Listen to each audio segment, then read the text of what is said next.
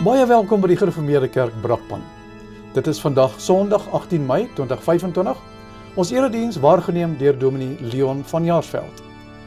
Hy lees vandag uit Openbaring 6 van 9 tot 17 en die tema van die preek: die Here red, maar hy oordeel ook, bekeer jou.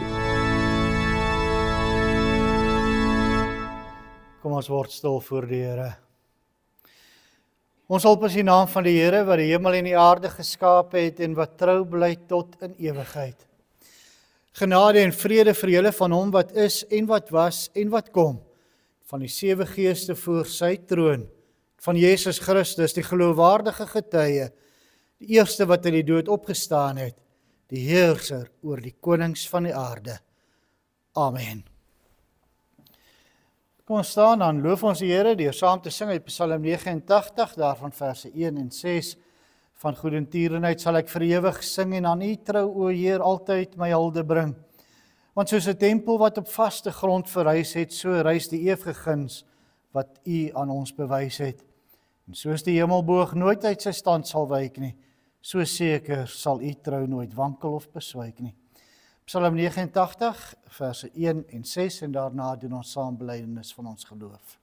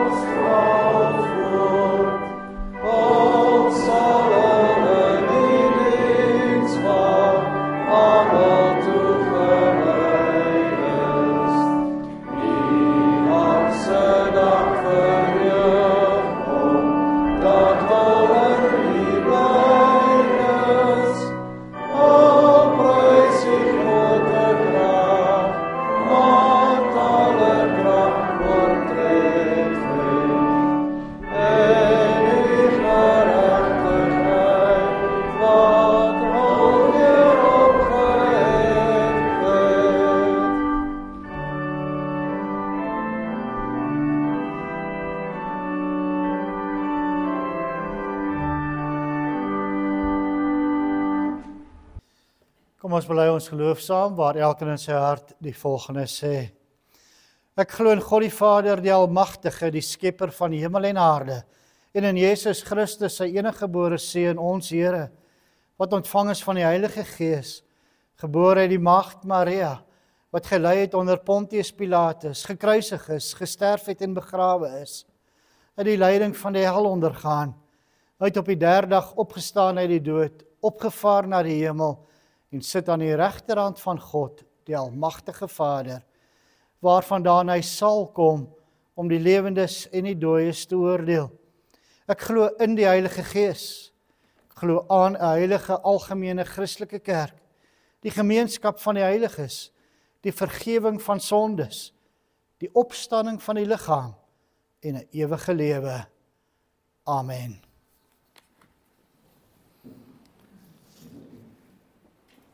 Ons luister na die wet van die Here, soos dit vir ons opgeteken staan in Eksodus 20.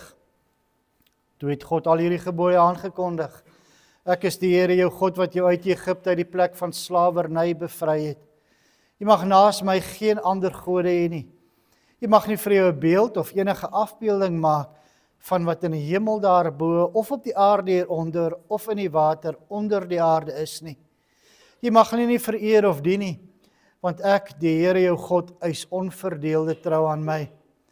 Ek reken kinders die sondes van hulle vaders toe, selfs tot in die 3de en 4de geslag van die wat my haat. Maar ek betoon my liefde tot aan die 1000ste geslag van die wat my liefhet en my gebooie gehoorsaam. Jy mag die naam van die Here jou God nie misbruik nie, want die Here sal die een wat sy naam misbruik nie ongestraf laat bly nie. Sorg dat jy die Sabbatdag heilig hou. 6 dae moet jy werk en alles doen wat jy moet, maar die 7de dag is die Sabbat van die Here jou God. Dan mag jy geen werk doen nie.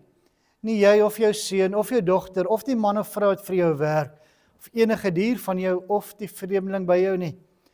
Die Here het in 6 dae die hemel en alles daarin gemaak, die aarde en alles daarop, die see en alles daarin. Op die 7de dag het hy gerus, en daarom het die Here dit as gereelde rustdag geheilig. Eer jou vader en jou moeder, dan sal jy lank bly woon in die land wat die Here jou God vir jou gee. Jy mag nie moord pleeg nie, jy mag nie egbreek pleeg nie, jy mag nie steel nie, jy mag nie vals getuienis teen 'n ander gee nie, jy mag nie iemand anders se huis begeer nie, jy mag nie sy vrou begeer nie, ook nie 'n slaaf of slavin, wees of 'n donkie, of enigiets anders wat aan hom behoort nie. Terwyl ons so sit, antwoord ons daarop deur saam te sing uit Psalm 25, daarvan die 5de vers, en daarna bid ons saam.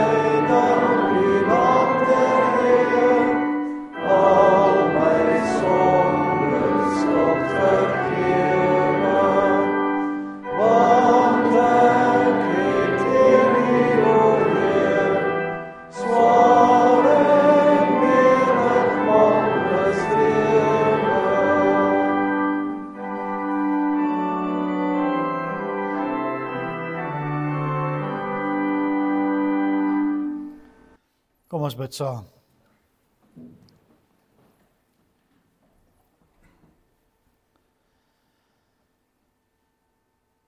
Onse Vader wat in die hemel is,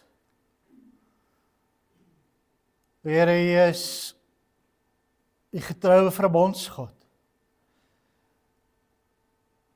die enigste wat daar is. U is almagtig. Daar is nie 'n einde aan U liefde en U genade nie. Here, ons besef dit ook elke dag. Dinge wat ons so vanselfsprekend aanvaar, is alles seëninge uit U hand. Omdat U nog met ons bemoeienis maak. So het U ons ook opgeroep om vanoggend hier by mekaar te wees, om U die lof en die eer toe te bring, maar ook om gevoed te word deur U woord. Ja, Here, dat ons hierdie week ook kan begin met nuwe krag, met wysheid om U te dien, te ken, te eer in alles wat ons doen. Maar Here, ons het swaar en menigmal geval, want ons is sondig. En daarom vra ons dat U opnuut weer tot ons spreek vanoggend uit U woord, dat ons sal ag slaan daarop, dat ons lewens daarvolgens sal inrig, dat ons sal bekeer tot U. Daarom vra ons dat U deur die Gees ook in ons sal werk, die woord vir ons verstaanbaar maak. Dan ons die ware wysheid gee, wysheid om U te ken.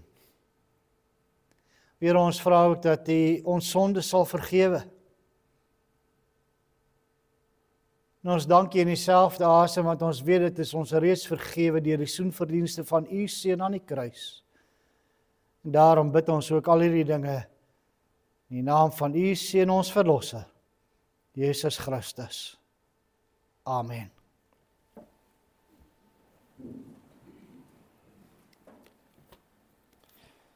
Terwyl ons so sit, sing ons nou saam met Psalm 130, daarvan die 2de vers.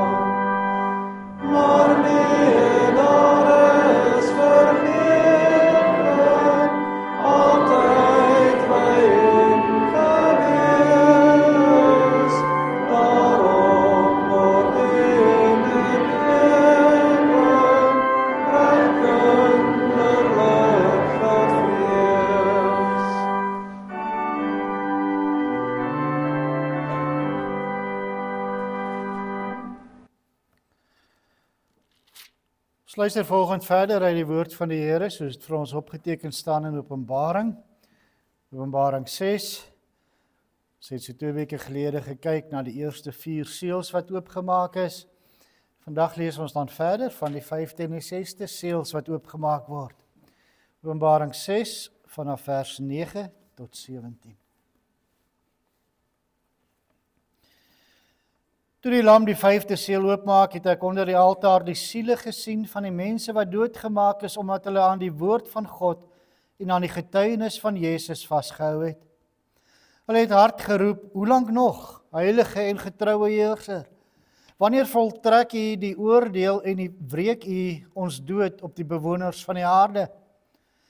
Aan elkeen van hulle is daar lang wit klere gegee en daar is vir hulle gesê om nog 'n klein rukkie te wag, tot hulle mededienaars, hulle medegelowiges, wat net soos hulle ook doodgemaak gaan word, almal daar is.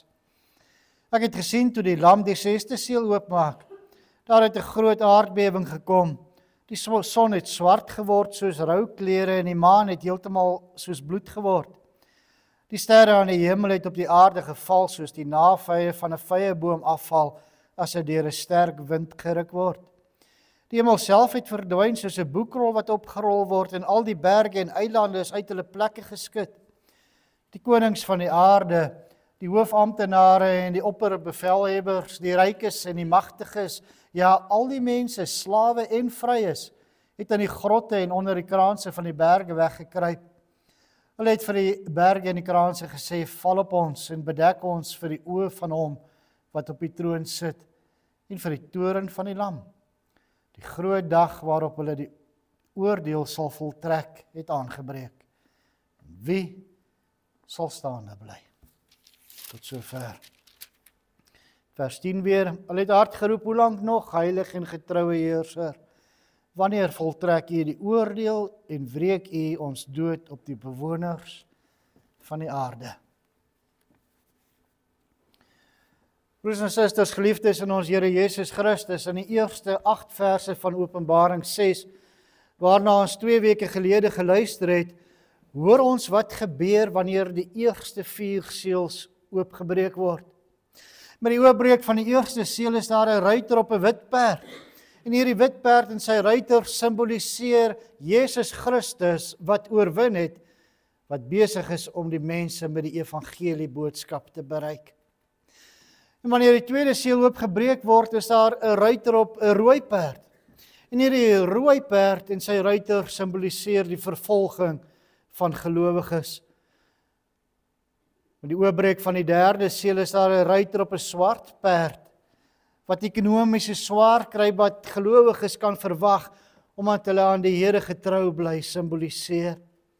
En wanneer die vierde seël oopgebreek word, is daar 'n ruiter op 'n valperd, ruiter van die dood. Die valperd en sy ruiter simboliseer oorlog, hongersnood, siekte en ander elende waaraan 'n groot deel van die wêreldbevolking sterf. Ja, daar waar die wit perd begin hardloop met die evangelie, stuur die Satan die ander perde om dit te staan. Ons kom dan by die 5de en 6de seël waarna ons vanoggend geluister het.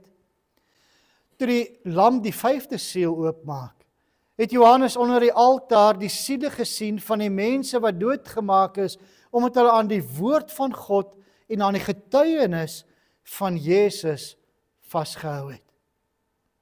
En die altaar het 'n belangrike plek in die boek Openbaring. In 6 verskillende hoofstukke lees ons van die altaar, en hier in hoofstuk 6 dan vir die eerste keer. In die Ou Testament is die bloed van geslagte diere, die offerdiere, aan die onderkant van 'n altaar uitgegooi, want die bloed simboliseer lewe.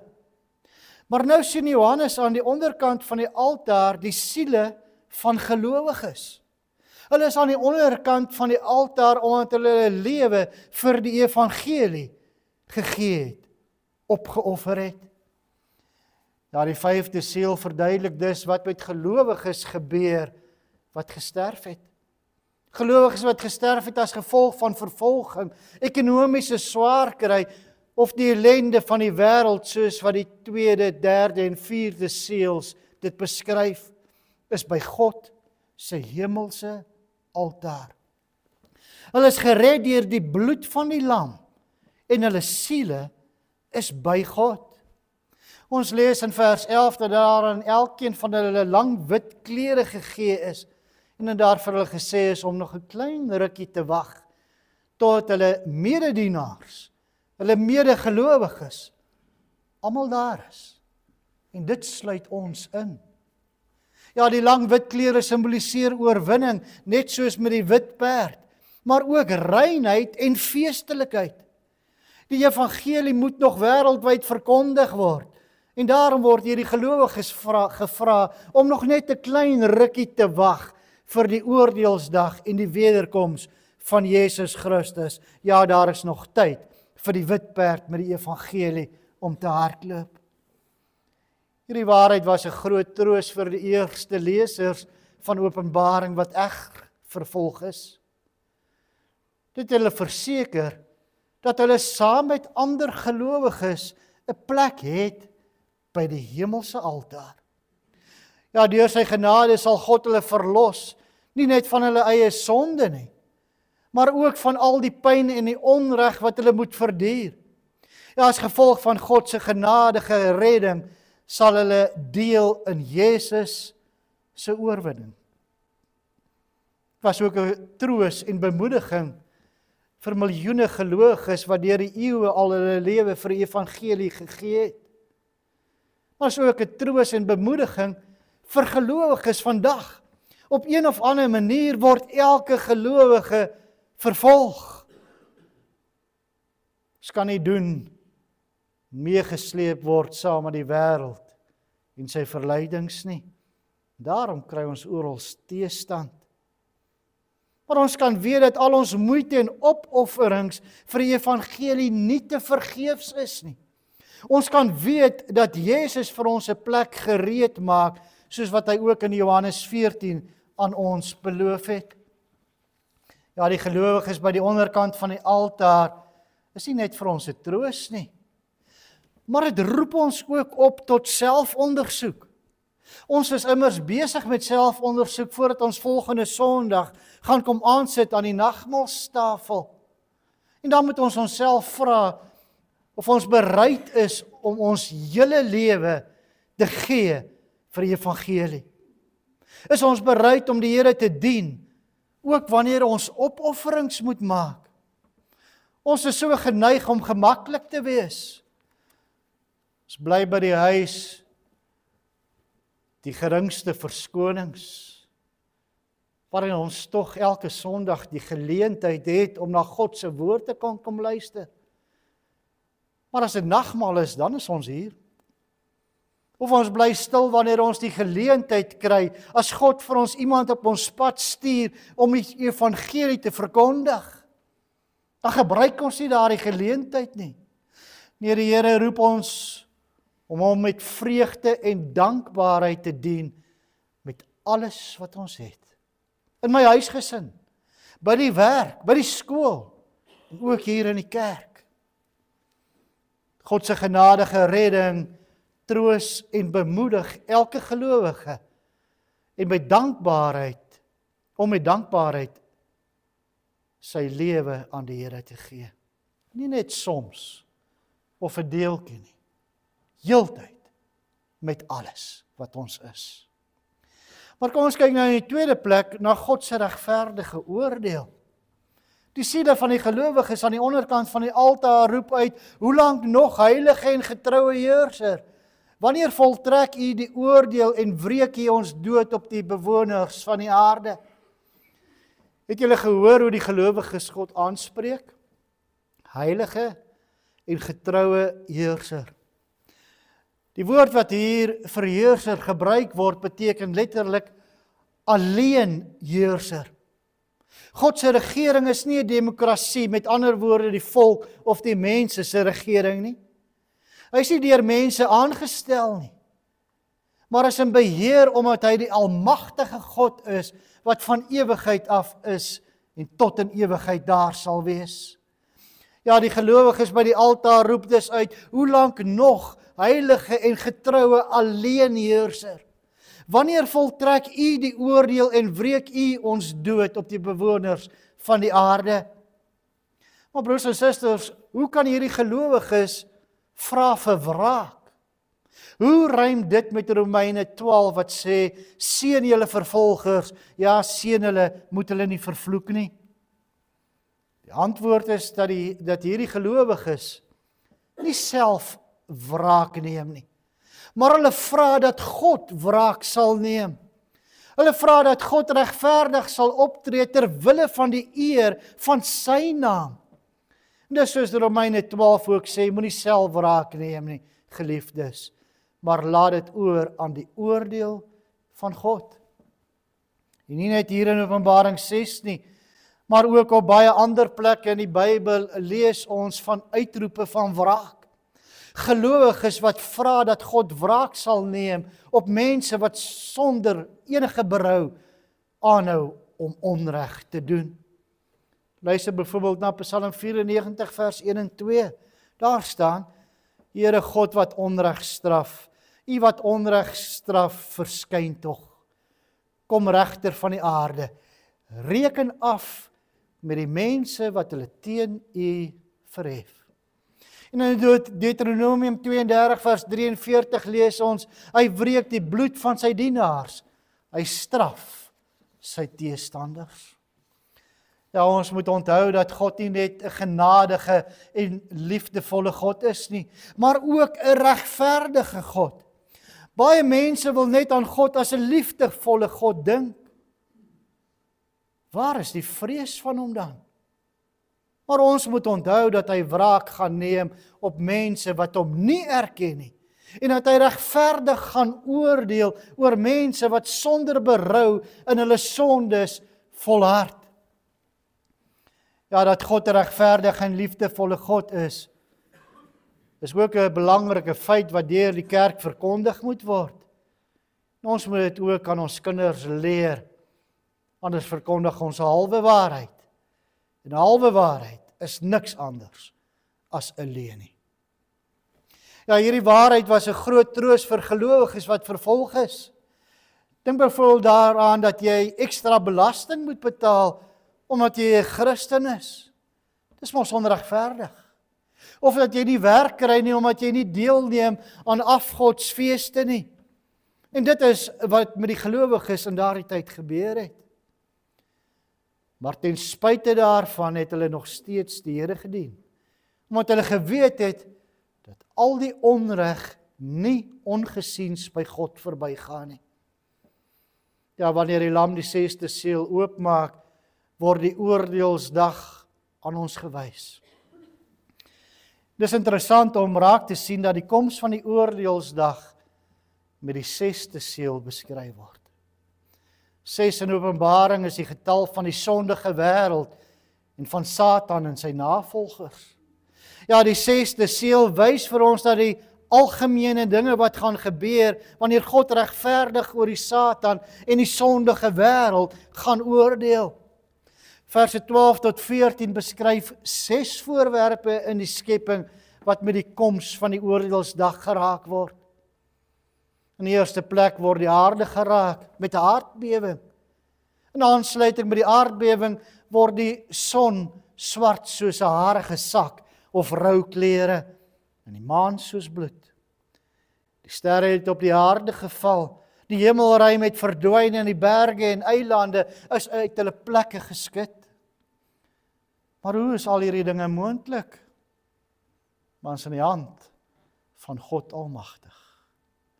En ons hoef nie hier te veel in detail ingaan nie, maar ons moet hier sien wat 'n verskriklike dag die oordeelsdag gaan wees.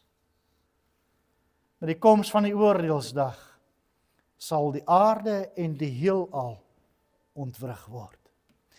Vers 15 tot 17 beskryf dan 6 groepe mense wat met die koms van die oordeelsdag geraak word.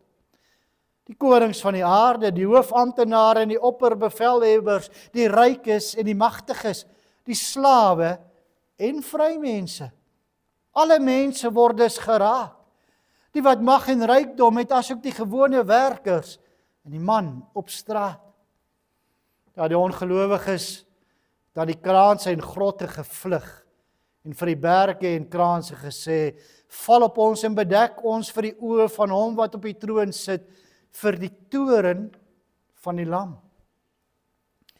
Vir die ongelowiges sal die oordeelsdag 'n skrikwekkende gebeurtenis wees en hulle sal eerder wil ophou bestaan as om regverdig deur God geoordeel te word. Hoofstuk 6 sluit af met die vraag: wie sal staande kan bly wanneer God se oordeel aanbreek? Hoofstuk 7 antwoord hierdie vraag. In kort, die wat staande gaan bly, is die simboliese 144.000. Kerk van die Ou en die Nuwe Testament, 12 stamme van Israel, 12 apostels, 12 maal 12, maal 1000. God se kerk van die skepping van Adam en Eva af, tot met die wederkoms. Ons sal volgende keer, of 'n volgende geleentheid, verder daarna kyk. Broers en susters, wanneer ons swaar kry, of vervolg word, of die onreg van die sondige wêreld moet verduur, troos en bemoedig God ons met 2 belangrike waarhede in Openbaring 6. In die eerste plek, God se genadige redding. Hy het ons verlos van die sonde en hy sal ons eendag finaal bevry van hierdie stikkende wêreld waarin ons nou leef. En reeds daarvan gaan ons volgende Sondag weer bevestiging van kry deur die tekens van brood en wyn aan die nagmaalstafel. Maar in die tweede plek, God se regverdige oordeel. Die onreg in hierdie wêreld gaan nie ongesiens by God verby nie. En hy sal regverdig oordeel oor ongelowiges wat sonder berou in hulle sondes volhard. Daarom, as ons selfondersoek doen, sien jou sonde raak. Wees berouvol daaroor. Sien daarvan af en kom sit volgende Sondag aan die nagmaalstafel met 'n dankbare hart. Ja, kom ons dien God met ons hele lewe uit dankbaarheid vir sy reddende genade. Amen. Kom ons bid saam.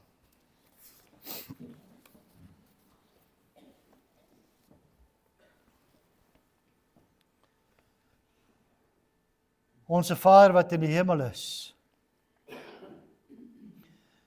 Here, as ons so na U woord luister, dan kan ons sien hoe die oordeelsdag al nader en nader kom. Ja, ons leef in 'n wêreld wat doen wat hulle wil. Wat deur optrede, deur dit wat hulle sê en doen, godslasterlik optree. En hulle steur hulle nie daaraan nie. En daarom kan ons saam met ons geliefdes wat ons vooraf is en alreeds by U is ook bid en vra, hoe lank nog, Here?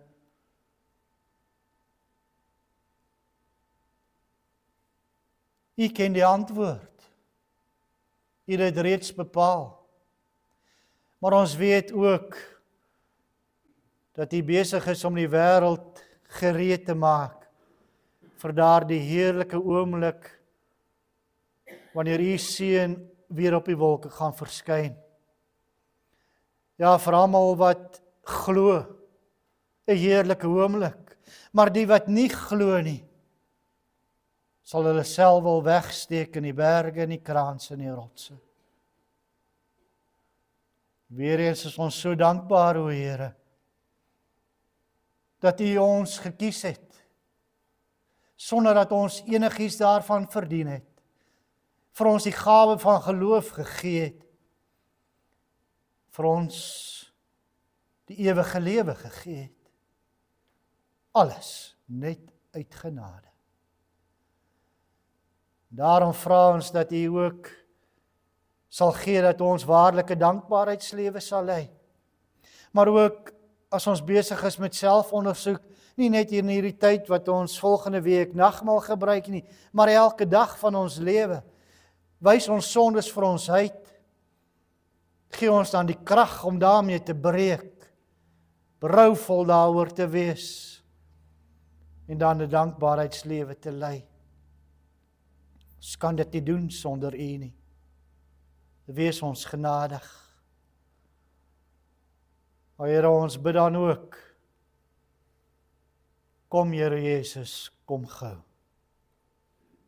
Amen.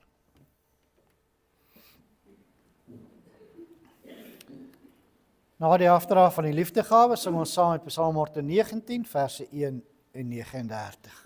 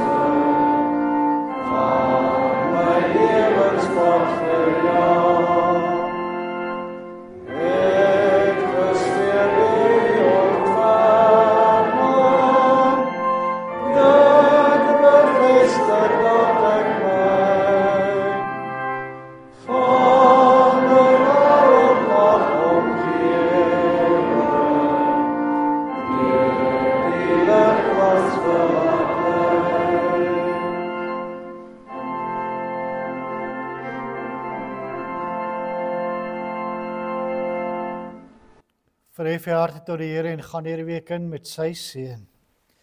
Die Here sal julle seën en julle beskerm. Die Here sal tot julle redding verskyn en julle genadig wees. Die Here sal julle gebede verhoor en aan julle vrede gee. Amen.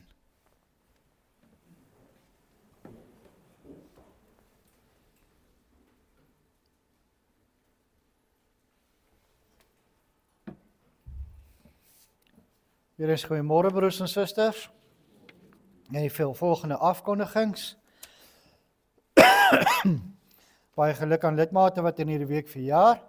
Die 25ste Lienke Loubser, 27ste Marna Leroux, 28ste Karel Botes, Arno Kanter en Christine van Jaarsveld, 29ste Stefan Mokke en die 30ste Jolandi Meton. Al hierdie lidmate, baie geluk met die verjaarsdag. Mag die Here sy seënende hand vir nog baie jare oor julle hou. Dan word daar 'n voorbeding gevra vir Christine wat in die Dalview Hospitaal is. En ook vir Johan Meton, Alda Peppler met hulle familie, gesinne, waar tannie Ansie Meton gistermiddag oorlede is. Ons sal die begrafnisreëlings ook vir u deurgee sodra ons dit ontvang het. Troos van die Here word vir hulle toegebid. Dan baie geluk aan Alex en Tasman Rudolf met die geboorte van hulle seentjie. Ook aan oupa en ouma Wimpie en Natasha Rudolf. Mag hierdie seentjie vir julle ook waarlik 'n groot troos wees. Saam met die sterftes en die hartseer daarmee is daar ook altyd die vreugdes van 'n nuwe babatjie wat gebore word. Dan die Bybelstudie Dinsdag om 09:30 en dan het ek vir julle ook 'n boodskap gestuur. Ons het besluit om die aand Bybelstudie van Sondag aande te verskuif ook na die oggende toe. Baie van ons lidmate ry ver in die aande van Kempton en Alberton af en Springs om by die Bybelstudie te kom en Sondag aande en die paaie raak op hierdie stadium ook so dat mense dit amper nie kan waag meer as dit begin donker word nie. So wat ons sal doen is dat die katekisasie sal plaasvind. Jy kan dan rustig tee drink en dan sodra ek klaar is met die katekisasie sal ons dan begin met die Bybelstudie. Ons behoort gewoonlik nie langer as tot 11:00 te wees nie. Dan sluit ons ook af daarmee. So u is baie hartlik welkom en ek dink dit kan dalk vir party lidmate beter pas as in die aande. So jy is hartlik welkom om by ons aan te sluit. Ons het verlede week begin met die boek Sagaria. So ons gaan vandag daarmee voort en ons sal ook afkondig as daar 'n spesifieke tema is. En as jy dan belangstel in daardie tema om meer daarvan te weet, is jy ook welkom om die Bybelstudie dan by te woon. Baie lekker week vir julle elkeen.